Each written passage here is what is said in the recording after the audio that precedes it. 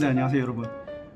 오늘은 저희 이제 영상에 그 질의가 들어왔던 부분이 있습니다. 박사 캔디데이시 되고 나서 패컬티 포지션에 지원했을 때 특히 잡 인터뷰에서 무엇을 어떻게 준비해야 되느냐 요 하나가 있고요. 가장 중요한 게 뭐냐? 잡 마켓 논문이냐, 박사학위 논문이냐, 또는 이제 그 이외에 어떤 다른 실적이냐, 뭐 이런 부분들이 있습니다. 근데 이거는 이제 분과마다 다 다른데요.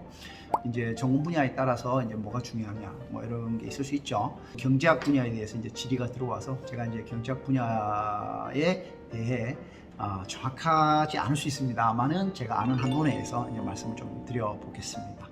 첫 번째, 미국의 잡 인터뷰는 기본적으로 최소 1박 2일이다. 근데 이게 이제 왜 그러냐면요.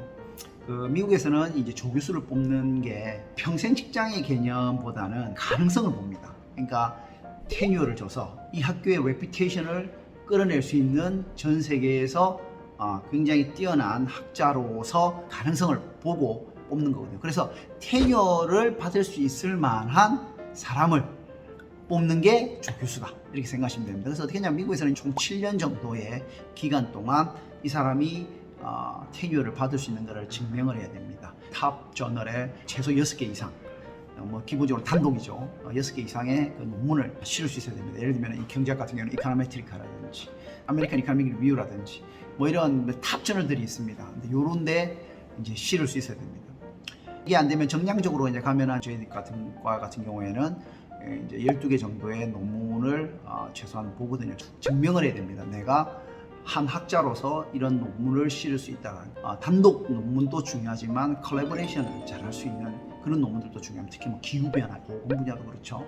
그 다음에 또 단독으로 논문을 쓸 수 있는 그런 능력도 가져야 됩니다. 그래서 이걸 약간 균형감 있게 진행할 수 있는 게 되게 중요합니다. 잡 인터뷰는 결국 어떤 걸 보냐면 이 캔디데이시, 조교수로서, 어시스턴트 프로페서로서 우리 학교에 와서 테뉴어를 받을 수 있느냐를 테스트하는 겁니다. 여기는 1박 2일을 하니까 많은 걸 보겠죠. 도착하면서부터 여러 가지 이야기를 던지는 거죠.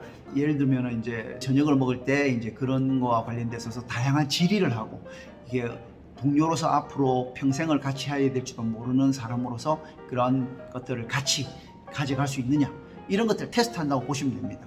그래서 도착하면서부터 오후부터 그날 저녁까지, 그리고 그 다음날 아침부터 해서 시간이 엄수하느냐, 유머 코드가 있느냐, 이런 것들 다 보는 거죠. 발표 논문, 뭐 혹은 이제 잡마켓에서 나가는 논문은 당연히 좋아야 됩니다. 근데 이것도 뭘 보냐면, 그래서 이 논문을 통해서 네가 업적을 남길 수 있을 것인가, 한 학자로서 이 분야에 어떤 기념비적인 것들을 할 수 있느냐, 야심찬 내용을 보통 물어보게 됩니다.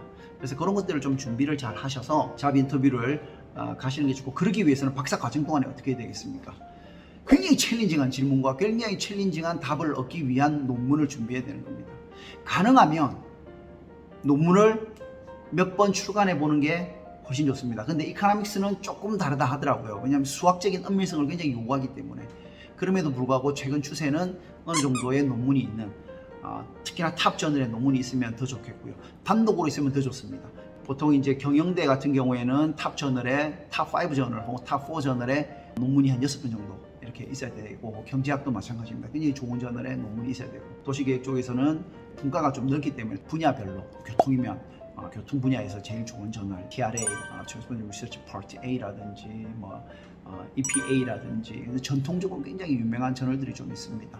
그런 저널에 실을 수 있는 그런 능력이 굉장히 중요하다고 볼 수 있겠고요. 졸업 논문 중에 퍼블리케이션이 된 게 있으면 더 좋고요.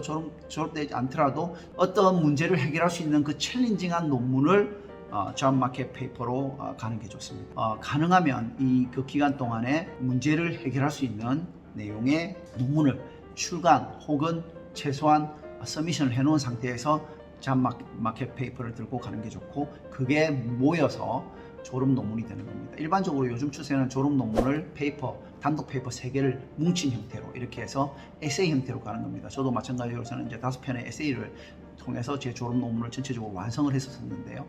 그런 식으로 구성을 해서 책을 궁극적으로 책을 저술해야 되거든요. 책을 저술할 수 있는 능력이 있느냐 없느냐, 이런 것까지 다 평가를 하게 됩니다. 차근차근히 준비를 해 나가시고, 3년간의 계획 동안에 내가 이번에는 뭘 하고, 학회에서 발표한 걸 어떻게 퍼블리케이션 할 것이냐, 또는 데이터를 어떻게 증명할 거냐, 이런 거 가지고 논문을 잘 완성하시는 게 좋을 것 같습니다. 학술 페이퍼 욕심은 당연히 가지셔야 되고, 학문적인 거니까 캔디데이시 되어서 가야 됩니다. 캔디데이트를 부르는데 보통 3명의 캔디데이트를 부릅니다. 3명의 그 어시스턴트 프로페서의 캔디데이트를 불렀을 때 뭘 보겠습니까? 이 사람에게. 그렇습니다. 챌린징한 면이 있느냐, 미래의 우리 과를 대표할 수 있는 전 세계에서 우뚝서는 학자가 될 수 있느냐, 이걸 본다고 이렇게 생각을 하시면 되겠습니다. 예, 일단 요 1부는 여기까지 끝내도록 할게요. 네, 좀 이따 뵙겠습니다.